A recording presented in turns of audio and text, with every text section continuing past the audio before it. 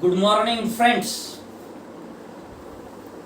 आज आपण partial differential इक्वेशनच्या लेक्चर नंबर 12 वर आहोत आणि आपला आर्टिकल सुरू आहे 9.7 ज्याचं टायटल आहे मेथड ऑफ मल्टिप्लायर्स. काय आहे मेथड ऑफ मल्टिप्लायर्स?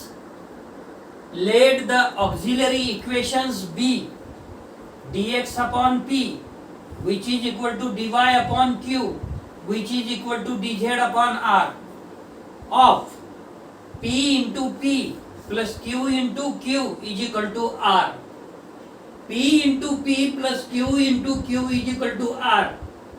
हे कशाचं इक्वेशन आहे? लॅग्रेंजेस इक्वेशन आहे, जे की याच्या आधीच्या आर्टिकल मध्ये झालेला आहे, याच्या आधीच्या लेक्चर मध्ये झालेला आहे.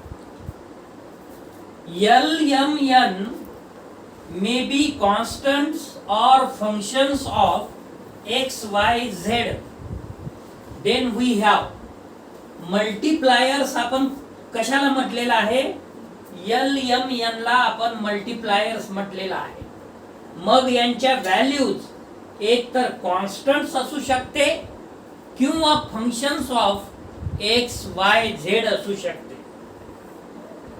आणि हे जे ऑक्झिलरी इक्वेशन आहे dx upon p is equal to dy upon q is equal to dz upon r, हे लॅग्रेंजेस इक्वेशनचं ऑक्झिलरी इक्वेशन आहे. हे एकमेकाला सगळे रेशो इक्वल आहेत. त्यामुळे आपल्याला आता याच्या नंतर जे ऍक्टिव्हिटी करायची आहे ते फार महत्वाची आहे ॲज वेल ॲज मजेदार पण आहे. तर काय आपण कुठपर्यंत होतो की LMN हे कॉन्स्टंट्स असू शकतात किंवा they are functions of x y z असू शकतात. Then we have dx upon p which is equal to dy upon q which is equal to dz upon r. हे तिन्हीच्या तिन्ही रेशो एकमेकाला इक्वल असल्यामुळे आपण काय केलं की या पहिल्या रेशोला l न मल्टिप्लाय केलं, l न डिवाइड केलं. दुसऱ्याला m न मल्टिप्लाय केलं, m न डिवाइड केलं. तिसऱ्याला n न मल्टिप्लाय केलं, n न डिवाइड केलं. आणि न्यूमरेटर ॲज वेल ॲज डिनॉमिनेटर ची ॲडिशन केली. म्हणजे काय येईल? हा चौथा रेशो कसा मिळेल आपल्याला? LDX plus MDY plus NDZ. म्हणजे LMN these are the multipliers आणि ऍडिशन केलेली आहे. खाली सुद्धा LMN काय मिळालं? LP plus MQ plus NR. आता आपला एम काय आहे बघा. हे जे मल्टिप्लायर्स आहे LMN are chosen in such a way that LP plus MQ plus NR which is equal to 0.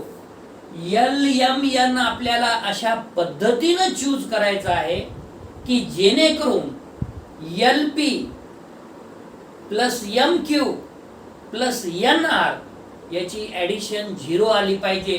आणि काय चमत्कार होईल त्याच्यानंतर? Ultimately numerator should be 0. thus LDX plus MDY plus NDZ which is equal to 0. आता बघू एखादा example घेऊन असं शक्य आहे का? आता बघा 1/2 which is equal to 5/10 म्हणजेच 1/2 which is equal to 3/6 म्हणजेच 1/2. So each and every ratio are equal. हे जसं 1/2 which is equal to 1/2 which is equal to 1/2 आहे, तसंच dx upon p which is equal to dy upon q which is equal to dz upon r. मग आपल्याला LMN आता कसं choose करायचं आहे? आता इथं जर विचार केला तर p ची किंमत 2 आहे, q ची किंमत 10 आहे, r ची किंमत 6 आहे, dx ची किंमत 1 आहे, dy ची किंमत 5 आहे आणि dz ची किंमत 3 आहे. आपल्याला आता यांना मल्टिप्लाय करायचं आहे LMN ने. आणि त्याच्या व्हॅल्यूज ज्या आहेत त्या अशा सिलेक्ट करायचं आहे जेणेकरून LP plus MQ plus NR हे 0 आलं पाहिजे. मग बघा आता इथं मी L ची किंमत 2 घेतली, M ची किंमत 2 घेतली आणि N ची किंमत -4 घेतली. इथं सुद्धा 2 2 -4. जसं आपण हा चौथा रेशो मिळवला ना LDX plus MDY plus NDZ divided by LP plus MQ plus NZ, तसंच इथं केलेलं आहे. 1 into 2 plus 5 into 2 plus 3 into -4 divided by 2 into 2 plus 10 into 2 plus 6 into -4.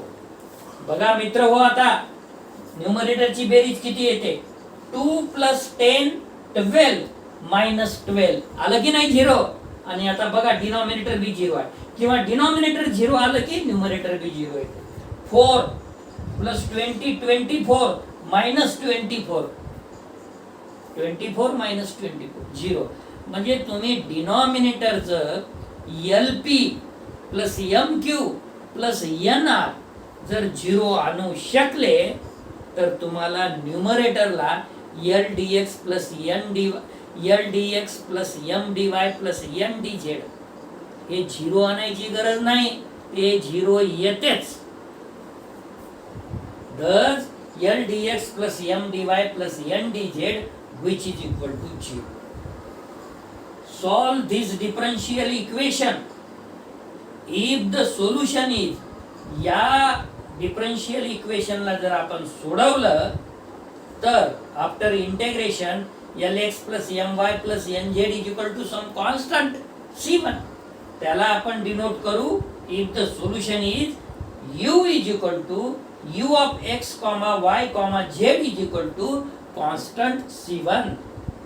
आता असंच आपण काय करू, दुसरा सेट तयार करू ज्याला LM च्या ऐवजी L1 M1 N1 न मल्टिप्लाय करू आणि त्याची व्हॅल्यूज 2 2 -4 पेक्षा वेगळी असली पाहिजे आणि 0 आणता आलं पाहिजे.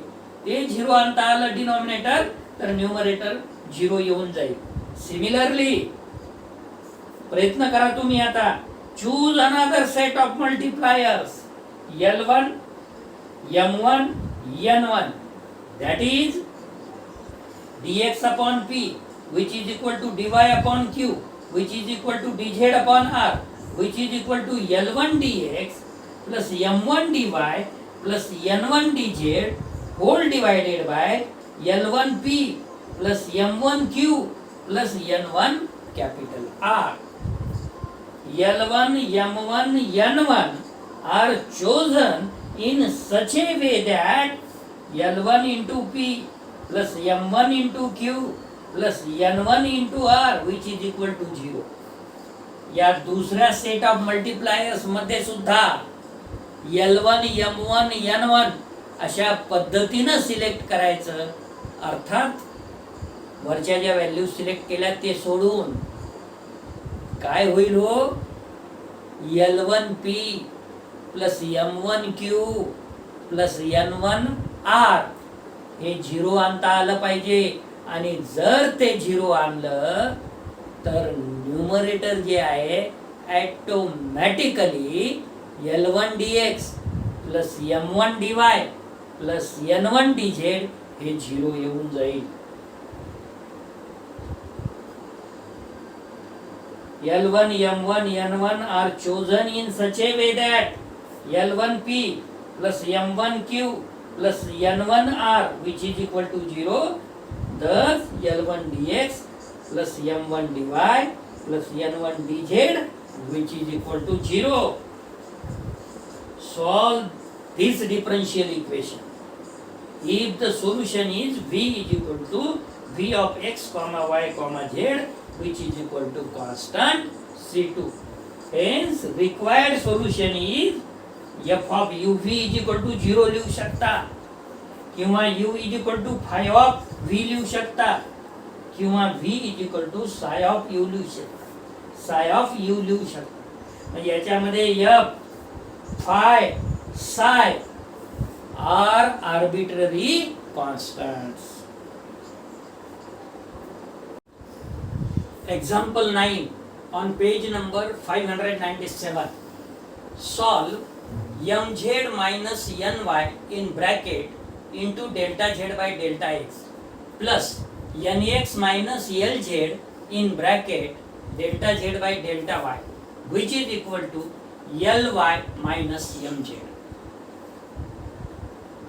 pp plus qq is equal to r च्या फॉर्म मध्ये ऑलरेडी एक्झाम्पल दिलेला आहे. Because we already know that delta z by delta x is small p, delta z by delta y is q, and this bracketed value p q and this is r. Solution: the given equation is in bracket mz minus ny into delta z by delta x plus in bracket nx minus lz into delta z by delta y which is equal to ly minus mx. This is equation number 1. Hence the auxiliary equations are dx upon mz minus ny which is equal to dy upon nx minus lz which is equal to dz divided by ly minus mx. So this ratio, each and every ratio are equal using multipliers x y z comma we get. आपण आत्ताच theory घेतलेली आहे की हे अशा पद्धतीनं आपल्याला use करायचं आहे, एक्स वाय झेड वापरायचा आहे किंवा एल यांची किंमत एक्स वाय झेड इथं कन्सिडर केलेली आहे. डिनॉमिनेटर 0 आला पाहिजे, अल्टिमेटली न्यूमरेटर 0 येऊन जाईल. each ratio which is equal to x dx plus y dy plus z dz, x in bracket mz minus ny plus y in bracket nx minus lz plus z in bracket ly minus mx which is equal to x dx plus y dy plus z dz. Multiply करायचं आहे आपल्याला xmz minus xnz plus xyn minus yzl plus zly minus zmx. आता xmz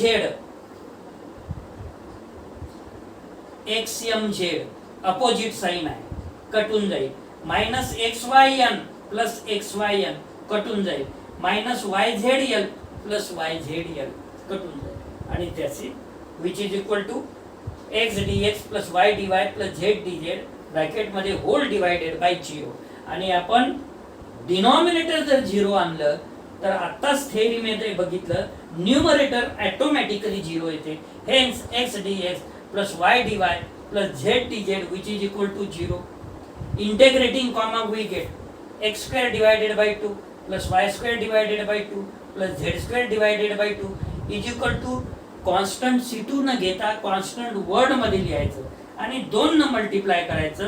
This implies x square plus y square plus z square which is equal to 2 into constant which is equal to constant and then it is equal to c1 sorry it is equal to C1 से. जसं हे तुम्ही आणलं यात ही कशाची value मिळवली हो, u is equal to u of x y z is equal to C1. असंच आपण आता दुसरे मल्टिप्लायर घेऊ आणि v is equal to v of x y z is equal to C2 मिळवू. Again using multipliers l m n we get. आता l m n आपण multiply करणार आणि ऍडिशन करून डिनॉमिनेटर 0 येते का ते बघणार. आलं 0 की आपलं काम झालं. Each ratio which is equal to l dx plus m dy plus n dz whole divided by l in bracket mz minus ny plus m in bracket nx minus lz plus n in bracket ly minus mx which is equal to l dx plus m dy plus n dz. डिनॉमिनेटरच्या सगळ्या term एक multiply करायचं आपल्याला. l mz minus l nz plus m nx minus m lz plus n ly minus m nx. बघा l mz cancel minus l ny plus LNY cancel MNX minus MNX cancel, म्हणजे denominator काय आला हो, 0 आला, which is equal to LDX plus MDY plus NDZ whole divided by 0. आणि आपल्याला माहित आहे डिनॉमिनेटर 0 आला तर ultimately numerator should be 0. LDX plus MDY plus NDZ is equal to 0. Integrating comma we get LX plus MY plus NZ which is equal to constant C2 say, and hence the required general solution of equation 1 is capital F of x square plus y square plus z square comma LX plus MY plus NZ which is equal to 0. कारण आपण general solution कोणत्या form मध्ये लिहितो, f of u comma v is equal to 0. u ची किंमत ही आहे, v ची किंमत ही आहे.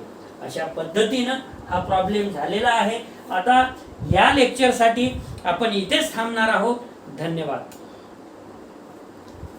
बस होते जाऊ.